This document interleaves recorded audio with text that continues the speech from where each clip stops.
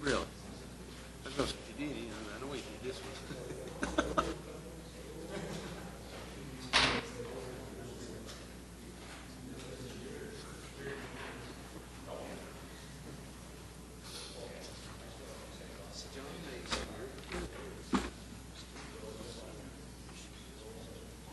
He's always here. You wrote up the thing. Mr. Clayton, don't forget to turn your microphone on when you talk. These notes don't say nothing. Shake on you.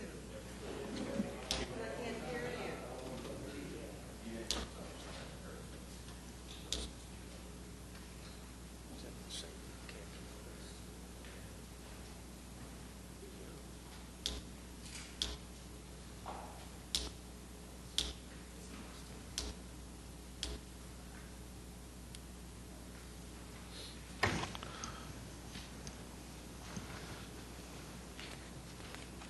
It's 1:35. The May 16th meeting of the Oklahoma City Traffic and Transportation Commission is called to order. Commissioner Witcher. Here, sir. Commissioner Martin. Commissioner Kula. Here, sir. Commissioner Schuline. Commissioner Jenkins. Here. Commissioner May. Here. Commissioner Clayton. Commissioner Clayton, would you lead us in prayer? Let us bow our heads in the attitude of prayer. Our Father who art in heaven, hallowed be thy name. We come this afternoon with thanksgiving, thanking you for the blessings that you have bestowed upon us, and let us ever be mindful that you are the source of our need. We pray that as we do the people business, that we will do it with a divine meaning, making sure that all things are in order. Please be with us as we go through this meeting. We depend on you seriously, but we want to end this little conversation right now with you. Let thy will be done. Amen. Amen. Thank you. Item number 2 is approval of the minutes of the April 18th meeting. Do I have a motion? I move to approve the minutes as submitted. Sir, I'd like to second it. I'd like to make a correction to the minutes. Item 8D, like in Durant, got me voting for and against the item, and I was against it. So if you'll strike my name from the where it shows for. I'm flexible, but I'm not that flexible. So noted. Thank you. I have a motion by Commissioner Witcher, seconded by Commissioner Kula, to approve the minutes as recommended by Commissioner May. Could I have your votes, please? Approved unanimously. Thank you. Item number 3, the report on licensed taxi and wrecker services will be at the July meeting. Item 4 is the consent docket, and there are no items for the consent docket this month.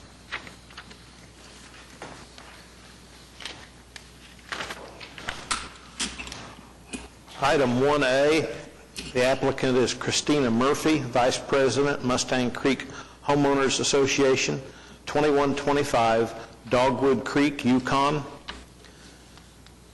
The request is to consider establishing stop control at the following intersections. 1, all-way stop control at Dogwood Creek Avenue and Southwest 20th Street. 2, all-way stop control at Dogwood Creek Avenue and Southwest 21st Street. Item 3 is northbound stop control on Mulberry Creek Avenue at Southwest 20th Street. And 4, southbound stop control on Mulberry Creek Avenue at Southwest 21st Street. Is Ms. Murphy present? Okay, we'd received a request from Ms. Murphy on Friday afternoon asking for the item to be continued to the June meeting. She had indicated that she would not be able to attend the meeting this afternoon. So action on the continuance request is at the discretion of the commission.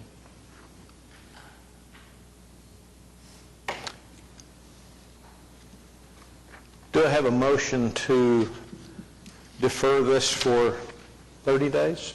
Is that what she asked for? To the June meeting. I so move. I have a motion. Do I have a second? Sir, I'll second. Further discussion? I have a motion to defer item 5A for 30 days by Commissioner Clayton. This has been deferred before, has it not? Yes, it has. Can we get an idea of, I'm thinking 3 or 4 times before. If you read through the history, this item was originally heard August 16th in 2010. It was deferred to September 20th, October 18th. Last heard November 15th, when it was deferred for 6 months in order for us to gather updated traffic counts based on the applicant's indication that this area was continuing to develop. And so that 6 months from that November date brought us back to this one. So we've completed updated traffic counts, and we're here to present it again. Haven't we installed some yield signs? We do have yield signs. Matter of fact, early on in the reports, it was indicated that administratively we had yield signs installed on some of the north-south streets based on traffic volumes, and where ordinarily the use of a yield sign would be appropriate on a low-volume residential street. So we have established right-of-way at all of the intersections? Yes, we have. Of her concern? My other concern is that based on the information we've received, the yield signs were put in somewhere first part of 2010. And the update that we're dealing with from Krista Murphy, her letters dated March 8th of 2010, which means the signs are in potentially less than a quarter. And I would like to see one of two things: either that we give this a last time deferral at this time, or we tell Krista Murphy that she's going to have to update this from her March 8th, 2010 update to at least give us reasons why the yield signs are not working, because that's what the assumption is. We put in yield signs, less than 90 days later she's contesting it, and her contesting of it is over a year old. So I would think that we would ask her to come forward and update that as to why the yield signs, which have been in place now over a year, are not meeting the bill. Okay, we can pass that to the applicant depending on what the commission decides today. That's just my opinion. I'm not speaking for the council. I'm just saying I'm reading this stuff, and some of it's very, very old. And again, her contesting of the yield signs put in place was less than 90 days after they were put in place. And now we've had another year of activity, and I think that letter should be updated as to why the yield signs are not functional as we think that they should be, and that there's a need for stop signs now. That's just my Thank you. concerns about it. Appreciate your comments. Further discussion? Commissioner Clayton, your motion was to approve, to defer this. Okay. And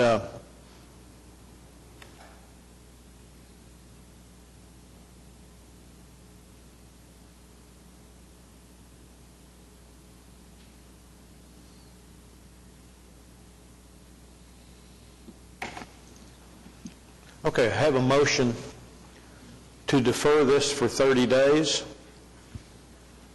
by Commissioner Clayton, seconded by Commissioner Kula. Could I have your votes, please? Item is deferred for 30 days.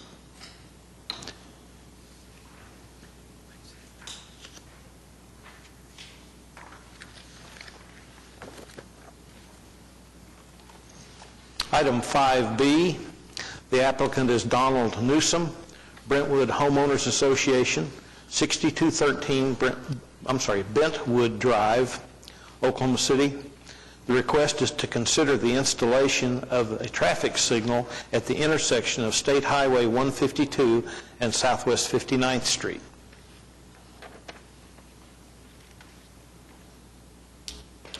Mr. Newsom, if you'd state your name and address for the record, please. It's Donald Newsom, 6213 Bentwood Drive, Oklahoma City, Oklahoma.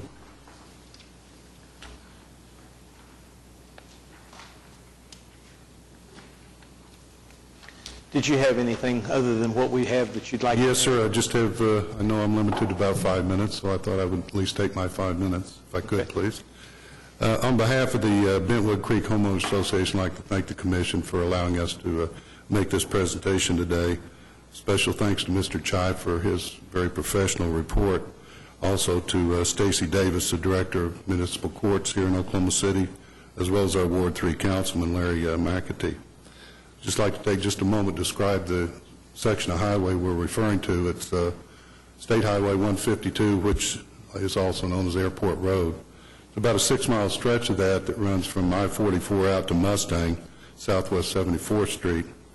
All along this route, there's entrance and exit lanes, which are acceleration and deceleration lanes for entrance and exit off of 152. In addition, all the cross streets are overpasses and underpasses. And of course, there's a traffic light at Southwest 74th Street. Southwest 59th is the only street that does not have any of these protections provided. The existing traffic patterns there and future traffic patterns are influenced by the St. James Point subdivision, about 22 homes there. Bentwood Creek Phase 1, which is the one I live in, is 49 existing homes. And Phase 2, which is coming online now with streets already in and houses being built, is going to add additional 69 homes in the area. The problem as we see it with the intersection there at 152 and 59th Street is entry onto that off of 59th Street, turning north or east onto 152, you're faced with 2 lanes of traffic southbound or eastbound, moving at 55, 60 miles an hour, trying to enter into 2 lanes of traffic moving northbound, or eastbound, I'm sorry, at approximately the same speed.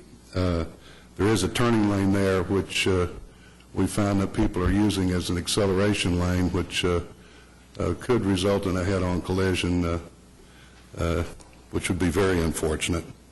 The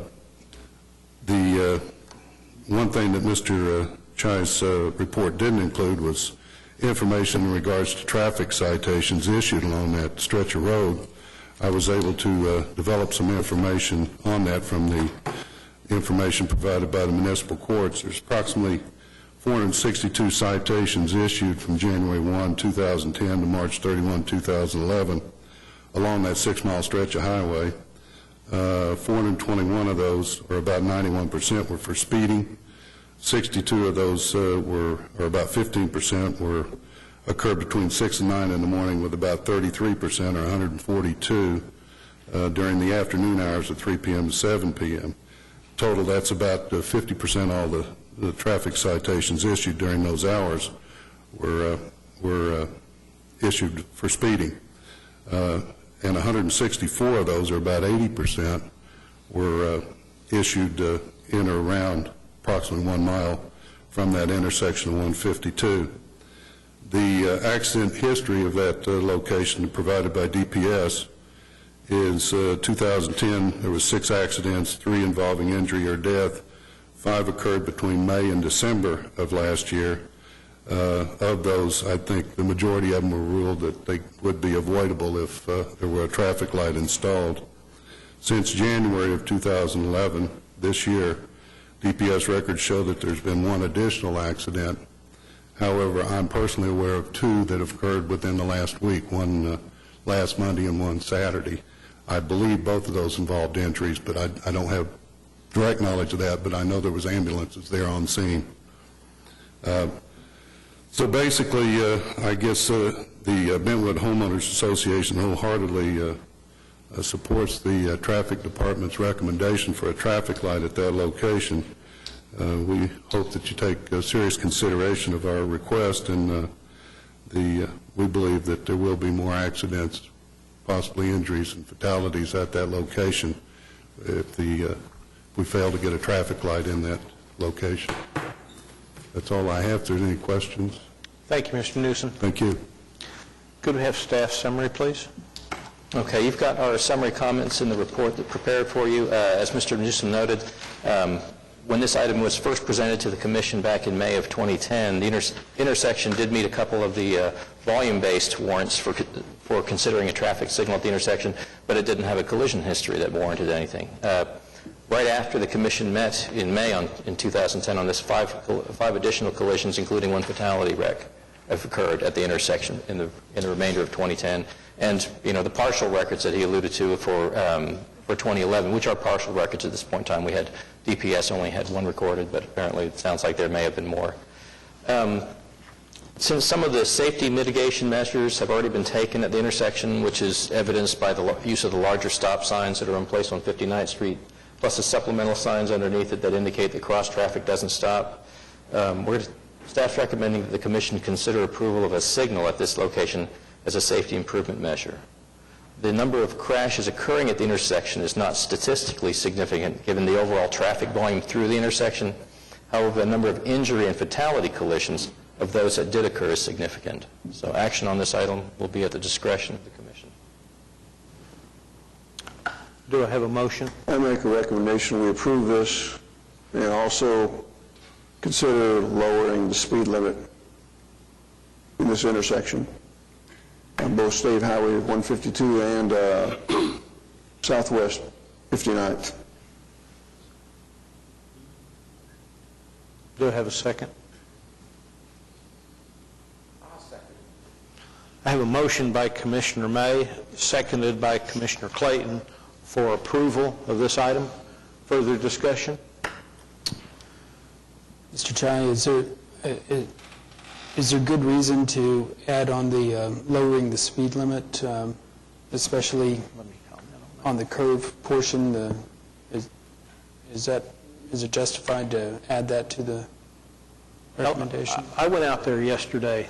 This is in my area, my ward, and I'm not sure why it wasn't proposed to have a stoplight traffic signal there to start with. As Mr. Newsom said, all of the other crossroads but east of there have limited access. Based on the way that area is growing, I think the stoplight or traffic signal is definitely warranted. The other thing that concerned me was that the speed limit remained 55 until you got to 74th Street traffic signal, at which point it drops to 45. So when people are eastbound on 152, they accelerate. They've been going 45 from Yukon all the way through. They accelerate to 55, which looks to me to be 60 at least through that area. I think if we would propose to lower the speed limit to 50, or to 50 instead of 55, and then take it to 55 and then finally 60 east of the traffic signal that we're proposing at 59th Street, it would be beneficial. And maybe I'm at fault because I didn't maybe explain where I was coming from, but with this being a state highway, Oklahoma Department of Transportation has control over it. So if we're recommending a signal light, then the only reason I mention is, well, they should consider reducing the speed also is because usually around a signal light, you want the speed lowered because you want to give people an opportunity to stop. And 55 or 60 in that range and having a light is dangerous as far as I'm concerned. They had the same thing out on Northwest Expressway, and they put in lights, and they had to start reducing the speed limit. So my concern was they should consider it. I don't know that how low they would go, or if they'd leave it the same, but they should be at least considered. Well, and I think here again, because this is a state highway, the state will look at that, but we can recommend that they, in And that's addition... why I made the motion the way I did. Okay. I have.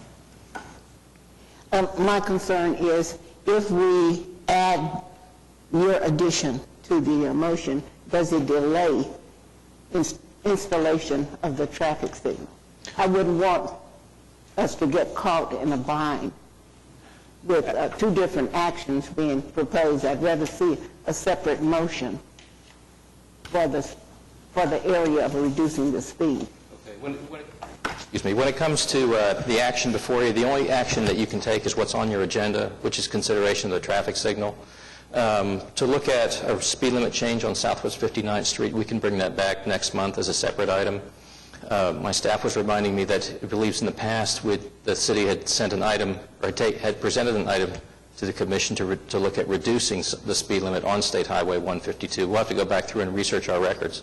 But if we find that information, we'll send that on to ODOT when we send this item for their consideration. Because ultimately, the state has to make a decision as to whether or not they're going to authorize construction of a signal by whether they do it or the city does it at this intersection, because they've ultimately got jurisdiction over the state highway. So at this point in time, the only thing you can really do today is take action on the issue of the traffic signal. And like I said, we'll go through our records and verify what kind of actions the commission's taken in the past on speed limit for State Highway 152. And if you're interested in pursuing a reduction on 59th Street, we can bring that next month as well. Further discussion? I have a motion by Commissioner Clayton, seconded by Commissioner May. Is that correct? No. I'm sorry. May, I'm sorry. To approve item 5B. Could I have your votes, please?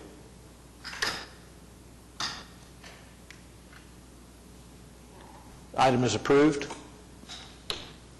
Okay, one thing I need to make the applicant aware of is that at this point in time, the city does not have any funding available to construct a signal at the intersection. As monies become surplus from other projects or as funds become available, it'll be looked at and ranked in priority with other city projects. But since this is going to the state, it may be something that the state decides to take on as a priority project. So when we send our letter to the state, we'll probably also visit with them relative to funding.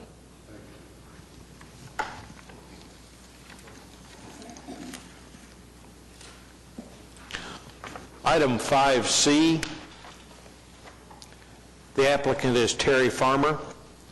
I've been informed that they have a request for continuance to June of this item. Do I have a motion? Sir, I make a motion that we remove this item from the agenda and ask our staff to contact the applicant, and when they meet the 2/3 minimum majority, then they can reapply. Second.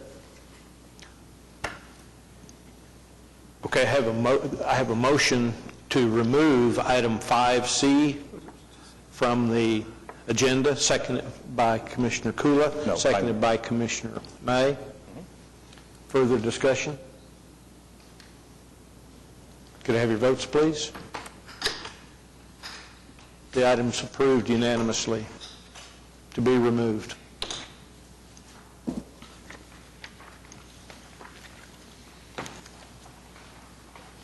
Item 5D, I have been informed that they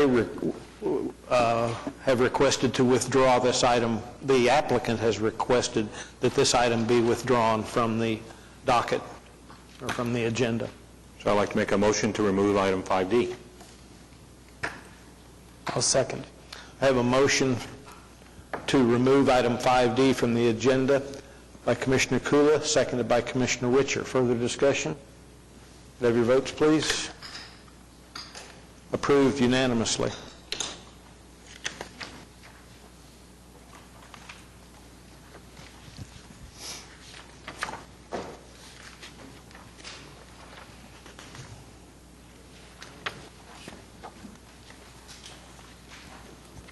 Item 6 is comments from citizens. Wendy Meyer. Could you state your name and address, please? My name is Wendy Meyer, 8651 East Simpson Road, Guthrie, Oklahoma. I'm here on behalf of 4 of the 5 carriage companies that are currently operating in Bricktown. We would like a request to the change of Municipal Code, Chapter 56, Article 2, Section 56204 F2. I've gave you a copy of that, and then the change, basically the change that we would like to request is that we're currently allowed to run horses either shod or barefoot. We would like to take off the barefoot and require all horses to be shod. It's just, it's not humane to run a horse without some sort of shoe on. The asphalt just is not a natural surface for horses to walk on, and it tears their feet up. It's equivalent of us tearing a fingernail off and how tender your fingers are until that grows back. So we would just simply like to take the part of trimmed or shod, take the or out, and just require that they have some sort of footwear. Ms. Jackson, is that something that we can do administratively, or do we bring that back to the commission or to the city council? If the commission decides that they want to pursue an ordinance change to require horses to be shod, then I can draft an ordinance amendment, and it can be put on the next month's agenda for the commission to consider. If you could do that, well, let's have some discussion. Want to ask? Just to clarify, because I know nothing about horses. We're kind of an odd, I know you guys have a hard time putting us somewhere, so that's... What allows, I work in Bricktown, and I've noticed, and all of the carriages I've noticed have shoes on the horses, but the verbiage trimmed is what allows them to go unshod? Yes, sir. They have to, you normally will trim, their hooves grow just like our fingernails, and you normally will have to trim them back to a certain amount. Okay. And then nail the shoe on to basically what your over nail is. If you don't trim them, they will eventually wear smooth with the rest of the hoof on the pavement. And then, I mean, you can wear them to the point where the horse doesn't have enough surface to stand on or anything to nail the shoe to. And we do, most of us run horses with shoes on, just for the reason that your horse will become lame eventually when they wear their foot down to the point that there's nothing to stand on.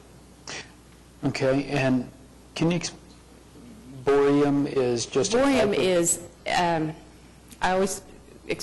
we have a lot of people that ask that, a lot of our passengers ask about it, and it is a hard metal. It's equivalent to the cleats on golf shoes. Okay. It's an extra metal. They put the shoe, they take the shoe, and then they'll heat up. It comes in sticks. They'll break a little chunk of that off, and they melt it and kind of solder it to the shoe, and then put the shoe on. Most shoes will have 4 or 5 little spots on them from the Boreum, and it just keeps them from sliding as much. The steel shoes slide quite a bit without the Boreum. A rubber shoe, some of us would like to be able to use rubber shoes, or they even make a boot that fits over the whole foot that's made out of a rubber with kind of grips on it, and all those would be the equivalent, just to keep them from sliding. Okay, thank you. Mm-hmm. Question? Yeah, okay, so I wanted to make sure on the change, when you're saying open steel boring tip shoes, when you're changing it to steel shoes, boring tips, do you know the change in the verbiage there, what that means? I tried to keep the change as simple as possible, and I may have made it a little too wordy, but just if they choose to, I wanted to give them the option, if they didn't want to run the steel shoes, if they want to run a rubber shoe or a boot, if they choose to run steel shoes, they're required to have Boreum on the shoe. And that boring, like you talked about, is on the part that touches the pavement? Yes, sir. And it keeps the metal from slipping? Yes, sir. Yeah, if you'll pick one of their feet up or take one of those shoes, and Right, no. should have brought one, but you'll see on the shoe the little spots where the boreum is soldered on. Okay, so what is shod? Oh, shod was the... Shod is just that they Okay. need some sort of shoe on their foot. Oh, shoe, okay. If the animal is shod with steel shoes, they have to have that boreum. The boreum, yes, sir.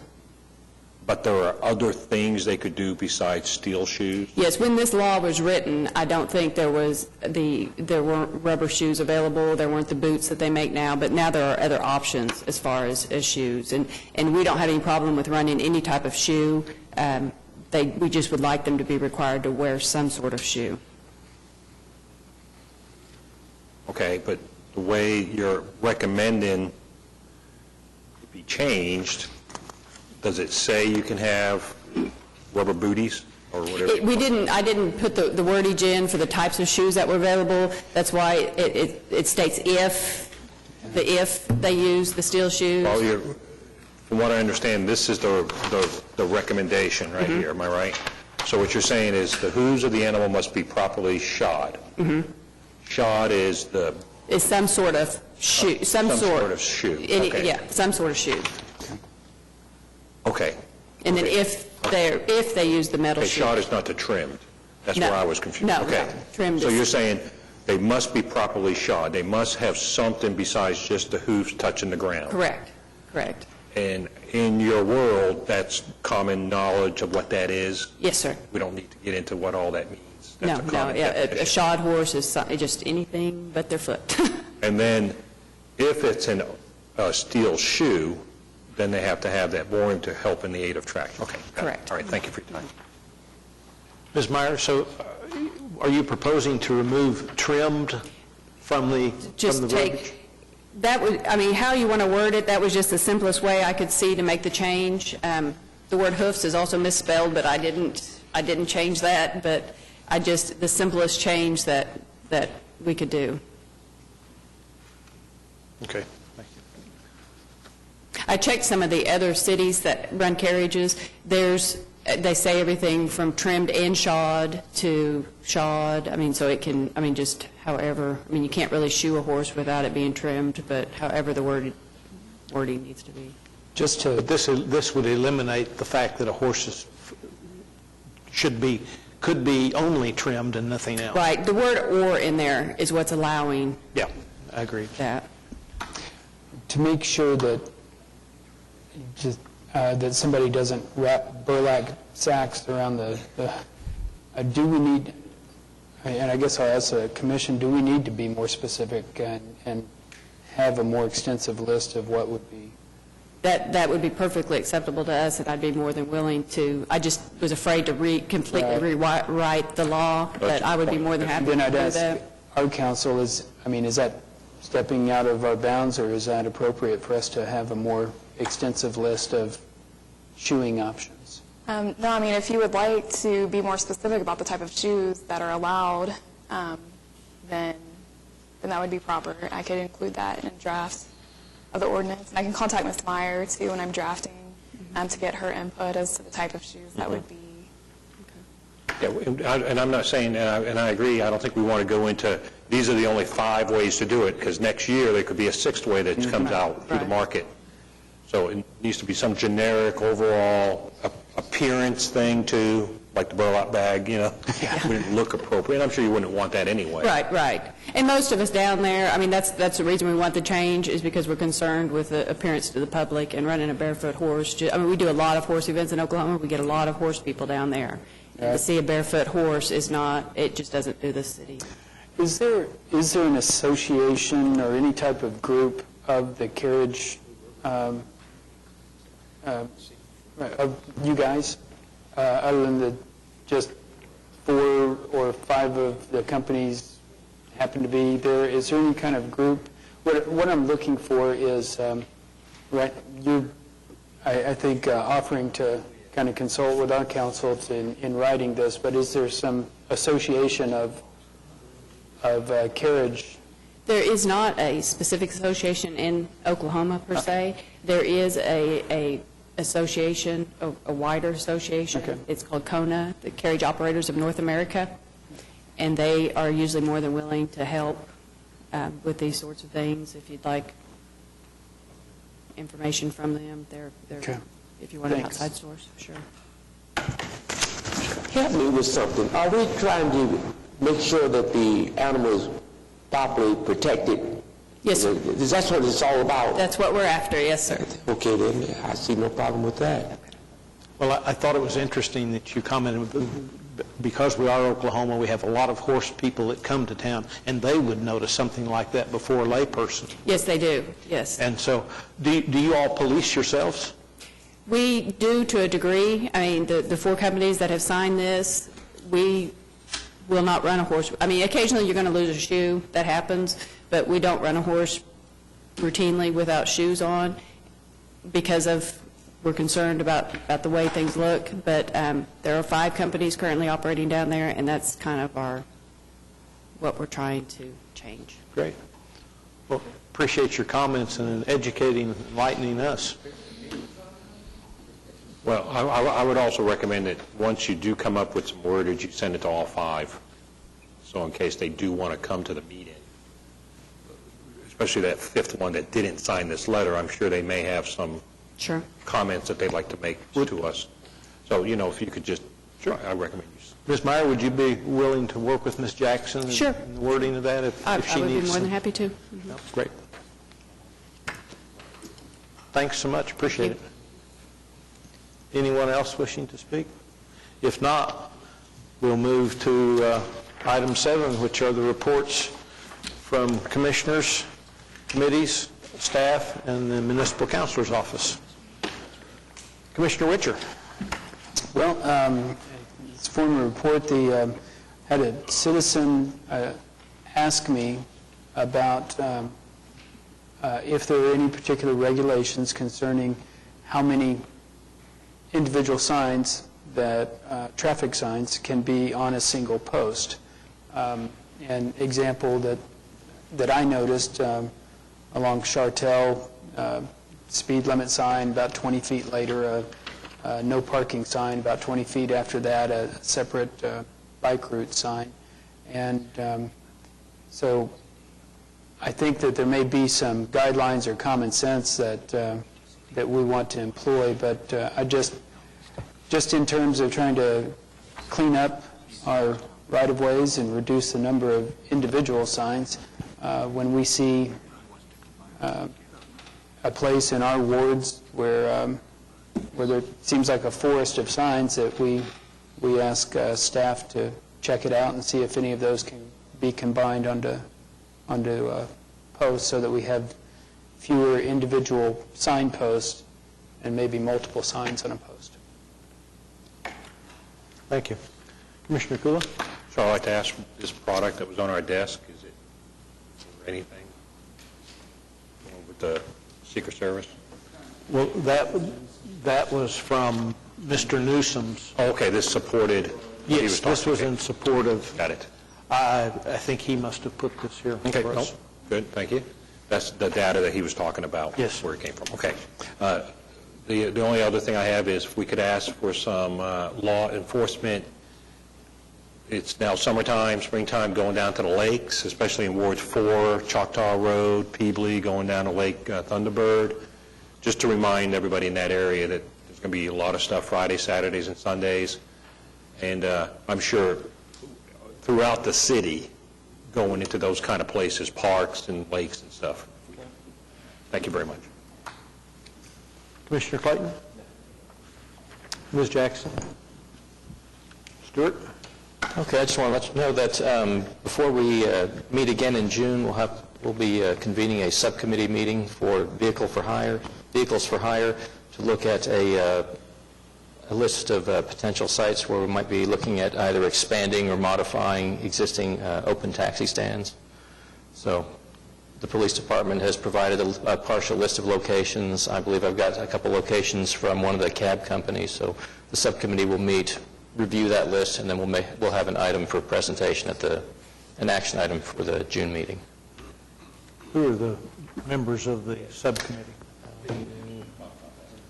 That can either be decided now or that can be decided after the meeting, depending on who's got an interest in serving on the subcommittee. Okay. Yeah. Well, From what I can be understand, decided. Mr. Miller, you were on the subcommittee, and that was How it. did you know Just- that? I saw the paperwork last month. And you came to the taxi one, and you came as, I know. So you want to do this afterwards to assign a, Or if there are volunteers that would like to, any members of the commission that would like to serve in that capacity, I'd be happy to take your names so we can coordinate a meeting. love I guess as the chair of the committee, I can ask for volunteers, or I can appoint, can't I? Well, we've got 3 right now. Okay. yeah, I would love to. I think 3 is plenty. And other than that, the only other thing you have from us is a list of locations, well, actually just one location at this point, for this past month where we installed yield signs on the administrative process. And that was at Stiles Avenue and Southeast 16th Street. And that's it. Captain Martin. Commissioner Jenkins. I just have one concern. In my neighborhood, there are signs that state no parking during special events. And I think it related to the amphitheater on North MLK. And the signs don't even seem to be warranted at this time because you have the Science Museum in Remington Park where people are parking. But it's all down to Hiley where the signs are stating no parking during special events. Okay, I think we do have some record on when those went in. Is this something that you would like to have considered for removal? Right, if they aren't of use anymore. And I don't see anyone parking down in that area because there are other parking facilities available. Okay. I think probably the best thing for us to do right now is we'll do some research on it and get you the history as to how they came to be there. Okay. And let you consider how you'd like to proceed from there. Right. Okay, I appreciate that. Okay. That means that they're working.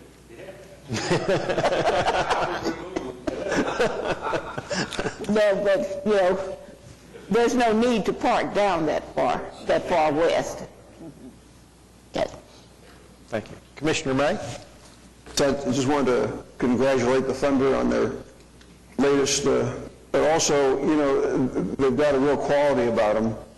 And, you know, even in winning, they are humble. And I appreciate that because these are young folks that are learning a lot about life, winning and losing. So I'm proud of them, not just for winning, but also for the way they conduct themselves. The other thing I was going to mention is that on this special subcommittee you have, I would prefer not to serve or be considered.